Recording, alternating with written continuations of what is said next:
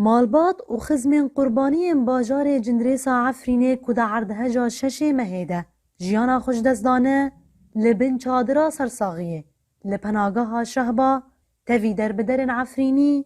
لهف کنبونه لور هرکس هستن شین و هندابونا حسکری و خزمین خادجی جیهاد کو 5 کس جمالباتا خو هندا کرنه جبر کلین تنه هشتناوان او خمگینه پشتی وی بیناینا کاتن وقت خبری ما گیشته کسد ملوی داره هندک بوین بینای آلیکاری و آنا کسی نکنین یعنی برا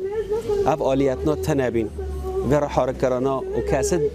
گلورجی وقت خبری ما گیشته آلیت دارین بس جی خارا وعده کرن و ندهیشتن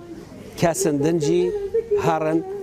و آنا انقاس کن حتی رک جی لگرتن عردهجی ویرانه که مازن لباجار جندریسه چیکیریه کجبری 257 آواهین کو به تمامی هلوشیانه 1100 آواهیان جی زرار دیتنه او نماله تیرونشتن دناوا ویراو شیده گلک مالبات بی جهمانه در بدر لبر سرمه دناوا زویان دادمینن لوما پیوستی با آلی کاریان هیه جیهاد لسر پیدوین مالباتا خوین لهندر جندریسه ساغمانه وها گوت خانید وانا خرابینه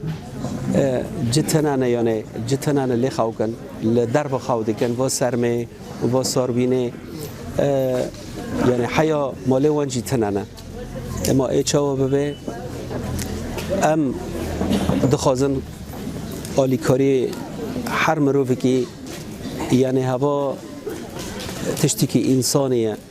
گره که مرا بتشنادن و گره نده هجمارا قربانی این لجندریسه تانها 700 کس در باس کریه کو اگر هیا هجمار هندو قات ببه چمکی گلک مالبات دبن کافلان دامانه عردهجا ویران کر برینن کسین کوانداهین وان دبن کافلان دامانه وکری دهیله نوروز را شدنگ امریکا